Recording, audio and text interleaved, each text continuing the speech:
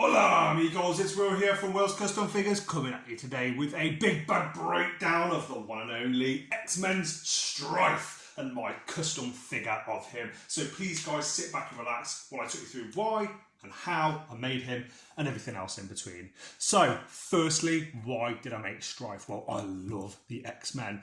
If you've seen my shorts of any of my X-Men stuff, I always put on it the X-Men theme tune, and I grew up with this as my bread and butter in my very, very early years. I remember my dad, he used to collect these absolutely brilliant X-Men trading cards. I don't know if anyone's seen them, but this guy is featured, and there is an awesome looking picture of Stryfe on there. And I didn't know who he was. I didn't have access to get comic books at the time, but he blew my mind.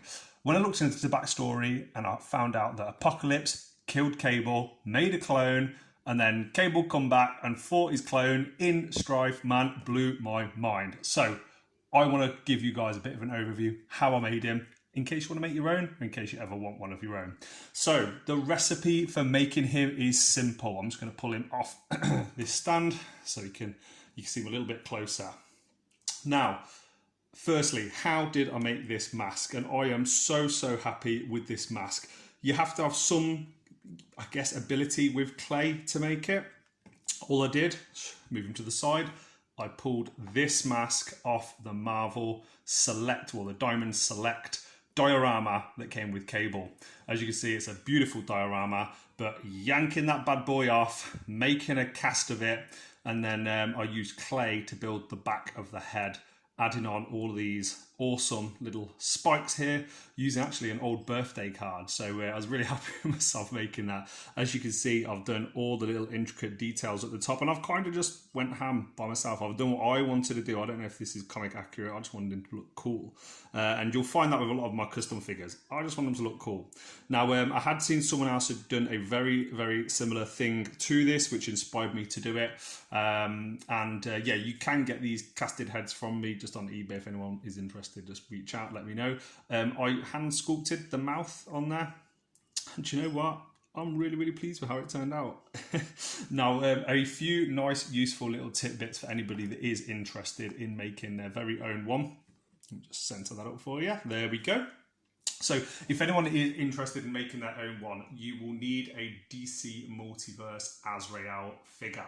So I believe that comes pretty cheap now online. There's like a silver one. This cape is from that figure.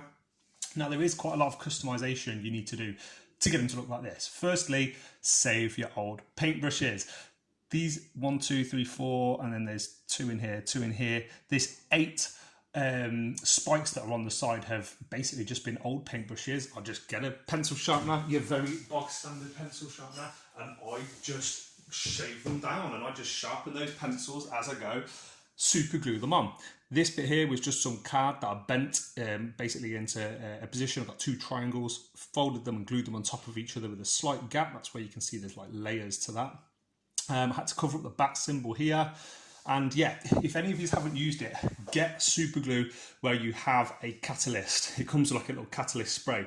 The minute you put it on, if it's in the right position, spray, it's frozen. And a lot of mechanics actually use this. So it's a very interesting thing, and it's really good for getting like certain things in certain positions, such as the little spikes on the back of his helmet. Now, another thing just to let you guys know is these side spikes here on the boots. The McFarlane figure probably stands this tall because lots of his figures are sort of 7 to 8 inches sort of scale.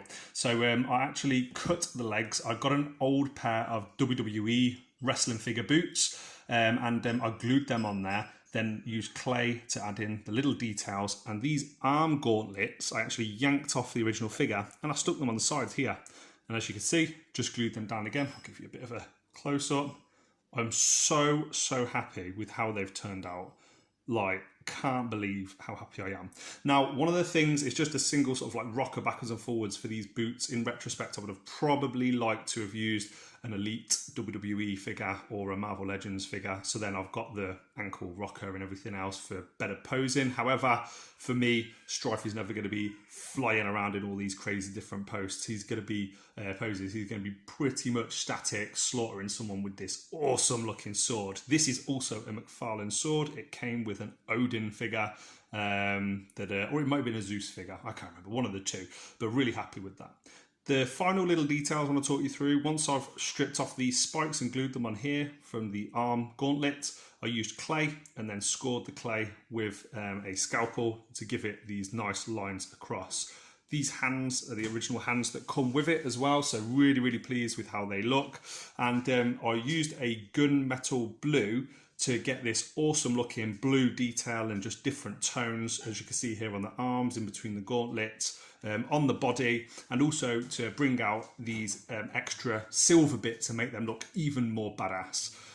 These are the original pockets that were on there, and it just looks something cool, like Stryfe might be out on a mission, you know, here's some, I don't know, weapons or something, or bombs in there.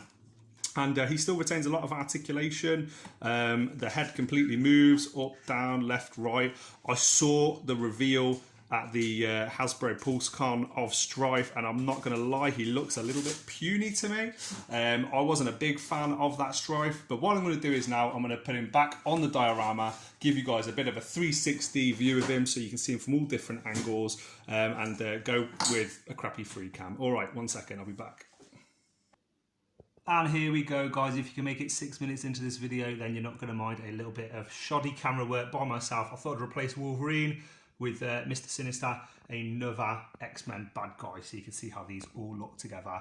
And I am really, really pleased with how this turns out. As you can see, with the diorama base as well, it just really pops. That was the main thing for me. I wanted a figure, I wanted, more importantly, a Stryfe that really took me back to my childhood and made me think of those cards that my dad used to collect back when he was with us. And I've actually used my Mrs. Nail Varnish, a luminous yellow on the eyes. I'm so happy with how that looks.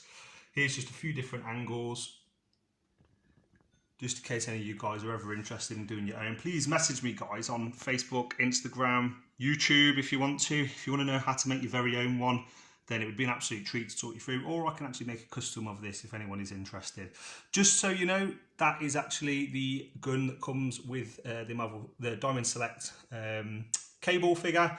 I used that just for a custom, and I didn't want to get rid of the gun. I think it makes the Marvel Legends cable look even better. And guys, that's it from me. I hope you've enjoyed this video. Please let me know in the comment section below what your thoughts are, who you want to see me work on next. And yeah, if you do want one of those head sculpts, hit me up, and I can definitely get one over to you. So from Mr. Sinister, from Wolverine, from Cable, and most importantly, from the guy himself on his very own birthday, Mr. Stryfe here. Thank you so much for watching this video, and I cannot wait to see you guys on the next one. Peace.